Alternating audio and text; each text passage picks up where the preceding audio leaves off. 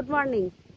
আজকে তো বাড়ি চলে যাব, বৃষ্টি হচ্ছে আর তাই এখন বৃষ্টিটা একটু ধরেছে, তাই সুমন আর আমি ভাবলাম একটুখানি হেঁটে আসি।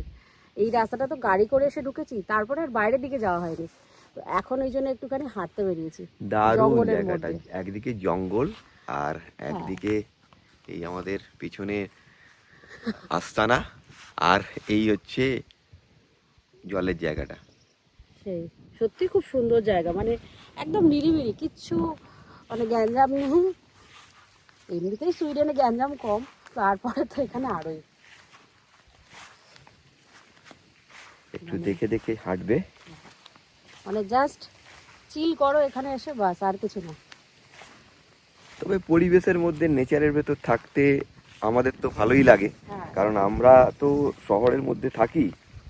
তো শহরের মধ্যে তো এই ধরনের পরিবেশ পাওয়া যায় না, যদিও স্টকহোম খুবই নেচার ফ্রেন্ডলি। আমরা দেখেছি স্টকহোম থেকে মোটামুটি 10-15 মিনিট বাইরে গেলেই চারদিকে জঙ্গল, জল, নেচার এগুলো পাওয়া যায়। তবে কিছু কিছু জায়গা সত্যি মানে কি বলবো, একটু আলাদাই হয় এই জায়গাটা যেরকম আর কি।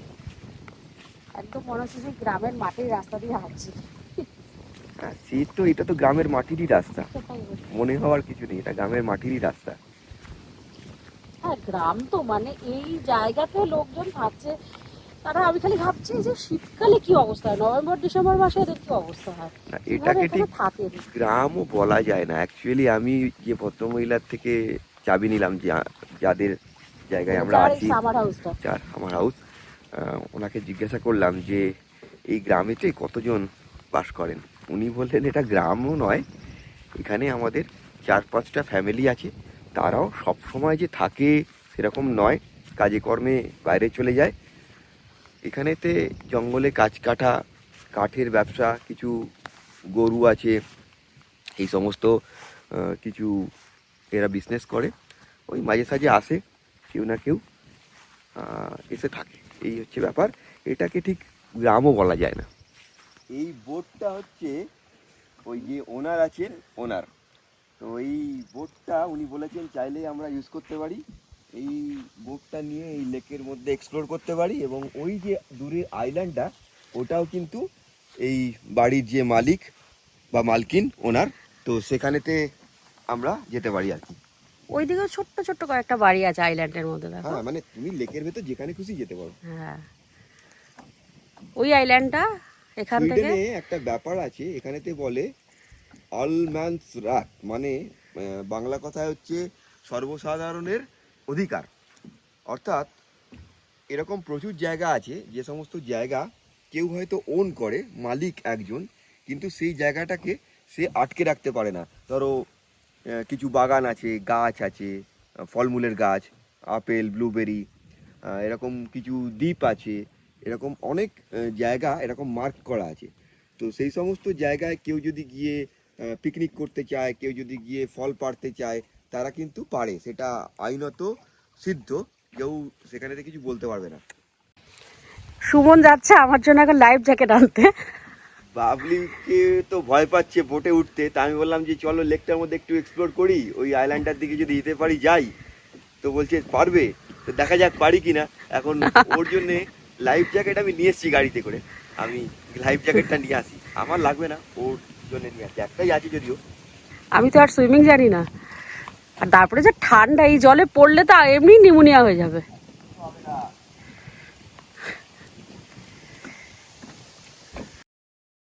এই যে সুমন এসে গেছে, লাইফ জ্যাকেট নিয়ে এসেছি আর একটা টাওয়ালও নিয়ে এলাম, বাই চান্স যদি লাগে। ভিজে টিজে যদি যাই, পড়ে টোড়ে যদি জলে যাই, জানি না কি হবে, চলো দেখা যাবে। আমার তো ভীষণই ভয় লাগছে, কারণ জল কিন্তু প্রচুর। জল তো প্রচুরই থাকবে, লেকের ভিতরে জল থাকবে না? না না বাবা, এ ভীষণ পড়ে যায় যদি মুশকিল। আমি কিন্তু সুইমিং জানি না। তোমার জানতে হবে না, তুমি এটা নিয়ে যাচ্ছেন সেই জন্য। সে ঠিক আছে, কিন্তু তখন বোট বাঁচাবে না আমার বাঁচাবে, না নিজে বাঁচবে। কিছু করতে হবে না, এত ভাবতে হবে না, বেশি ভাবলেই গন্ডগোল। আমরা এখন যাচ্ছি, জানি না যদি ওই আইল্যান্ডটা যেতে পারি আপনাদেরকে তখন আবার ভিডিও করে দেখাবো যে হ্যাঁ প্রাণে বেঁচে আছি, ঠিকঠাক এসে আইল্যান্ডে পৌঁছেছি। না না, তার আগেও দেখানো যাবে। না না, চুপচাপ বসে থাকতে হবে। সুবন একবার কোথাও আমরা যাচ্ছিলাম নাকি মনে পড়ছে না ঠিক, তখন দুটো লাইফ জ্যাকেট কিনেছিল। তো আমাদের গাড়িতে মোটামুটি সবসময় একটা দুটো লাইফ জ্যাকেট থাকে, বিশেষ করে জলের জায়গায় গেলে পরে। তো সেটা পরে নিলাম, কিন্তু বেশ ঠান্ডা, ভয়ও লাগছে, দেখা যাক কি হয়। একটু হালকা করে মুছে দিই।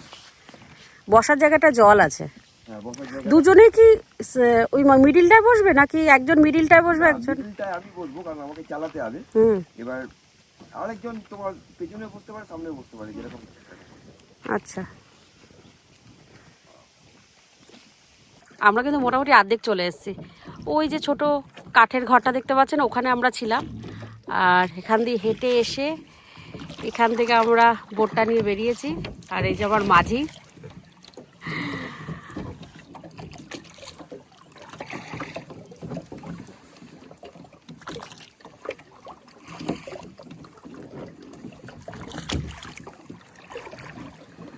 মাঝি ভাই মোটামুটি ভালোই চালাচ্ছে।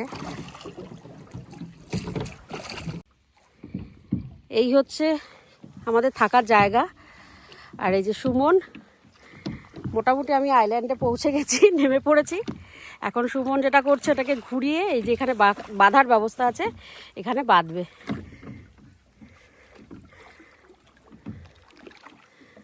আর ওই যে দূরে সাদা বাড়িটা, ওই বাড়িটা হচ্ছে যে ওনার, তার। আমার মাঝি ভাই আমাকে নিয়ে চলে এসছে আইল্যান্ডে। খুব ভয় পাচ্ছিলাম আমি যে কি হবে। ওই ওই যে দূরে ঘরটা দেখতে পাচ্ছেন, ওই ঘরটা কিন্তু আমরা রয়েছি। আর আইল্যান্ডের মাঝখান থেকে দাঁড়িয়ে আপনাদের চারপাশটা দেখাচ্ছি। এই যে বারবিকিউ করার একটা জায়গা রয়েছে। হ্যাঁ, সত্যি জায়গাটা খুব সুন্দর। স্টকহোম থেকে যে খুব দূরে আমরা আছি তা কিন্তু নয়, তারপরেও এত সুন্দর জায়গাটা পেয়েছি। আর এখানে হচ্ছে বসার জায়গা। তুমি কি জলে নামবে নাকি? না না, এদিক থেকে দেখো কি সুন্দর জায়গাটা। যেই দিক থেকেই দেখি না কেন, জায়গাটা দারুণ সুন্দর। Thank you. এখানটাতে পাথর আছে তো, পরিষ্কার, দাঁড়াতে পারবে। আমাদের এটার একদম আগে প্ল্যান ছিল না, হট করে একদিন না দুদিন আগে প্ল্যান করা হয়েছে যে আমরা এই শনি রোববারটা কোথাও একটু যাই। আর সুমন যখন সার্চ করছিল, অনেক কিছু দেখছিল, হট করে এটা চোখের সামনে আসা, এটা নিল যে এরকম একটা জায়গায় আমরা কখনো থাকিনি, চলো আমরা এই জায়গায় যাই। কিন্তু সত্যি খুব সুন্দর হয়েছে। এই হচ্ছে সামনে থেকে ভিউ।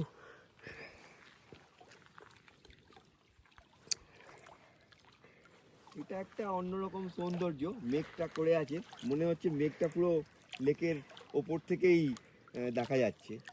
আবার রোদ উঠলে একটা অন্যরকম সৌন্দর্য হবে। এইখান থেকে সুইমিংটা করা যাবে। আবার স্নো পড়লে ভাবো এখানটা কি অবস্থা হবে, তখন একটা অন্যরকম সৌন্দর্য হবে। ওই যে পাশে ছোট লাল রঙের ঘরটা, ওটার মধ্যে কাঠ আছে না? সমস্ত কাঠ আছে, বারবিকিউ করার জন্য কয়লা, বারবিকিউ এর জন্য মেশিন সব আছে।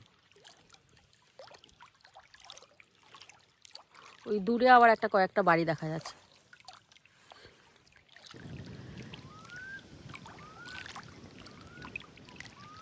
এই আওয়াজটা মাঝে মাঝেই কিন্তু হচ্ছে, তার মানে এর মধ্যে দেখো কোনো সেরকম পশু পাখি, হ্যাঁ, এখানে সমস্ত মানে ওয়াইল্ড অ্যানিমাল আছে তো।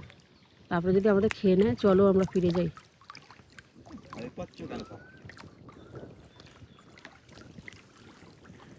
বাবা মেয়েটাকে এতে গেছে, ক্যাম্পে গেছে, ফিরে আসবে।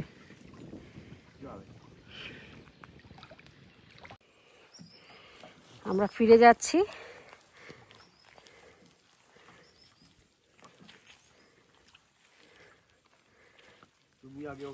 আমি আগে উঠবো? ও, তুমি তো এটা খুলবে না দড়িটা? ঠিক আছে, দাঁড়াও। বাবলিকে নিয়েও গেলাম, আবার নিয়ে এসে যথাস্থানে পৌঁছেও দিয়েছি। মাঝি কিন্তু খারাপ নয়। না না, একদম খারাপ না, একদম খারাপ না। ভয় পাচ্ছিল অনেক।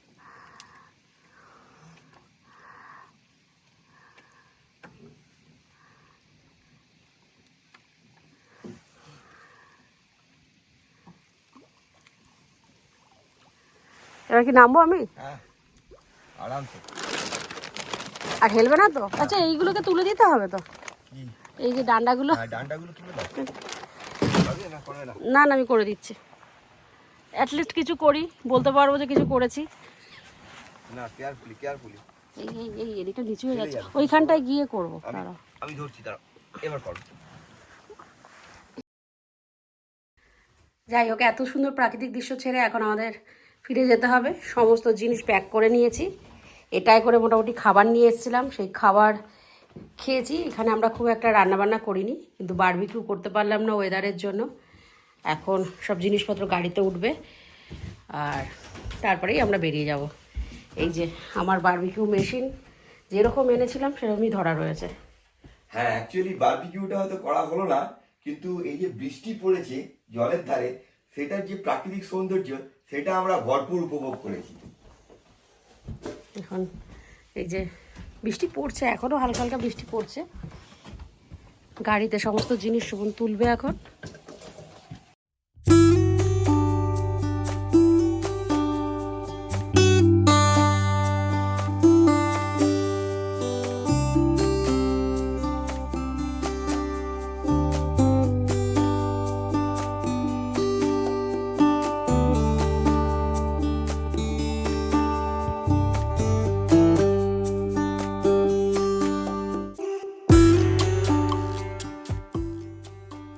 এবার আমাদের বাড়ি ফিরে যাওয়ার পালা। সত্যি কথা বলতে এখান থেকে ছেড়ে যেতে আমার খুব একটা মন চাইছে না। ভাবছি যদি আরেকটা দিন বেশি বুক করতাম খুব ভালো হতো, কিন্তু কালকে বুঝু ফিরে আসবে, তাই যেতেই হবে। তাই জঙ্গল, মেঠো পথ সমস্ত কিছু পেরিয়ে আমরা আমাদের শহরে জীবনে ফিরে যাচ্ছি। এখানকার যে ভদ্রমহিলার বাড়ি, তার সাথে যখন সুমন কথা বলছিল, উনি বলছিলেন এখান থেকে বাজার দোকান করতে গেল 25 কিলোমিটার যেতে হয়, তারপরে একটা গ্রসারি শপ পড়ে। এছাড়া বড় যে দোকানপাট সেগুলো প্রায় 40-45 কিলোমিটার দূরে। তাহলে ভাবুন এদের জীবনযাত্রাটা কিরকম। আমাদের দেশেও এরকম অনেক জায়গা আছে, সেটা আমরা জানি। যাই হোক, আজকের ভিডিওটা এখানেই শেষ করলাম। সবাই ভালো থাকবেন, সুস্থ থাকবেন, আবার নতুন ব্লগে আপনাদের সাথে দেখা হবে।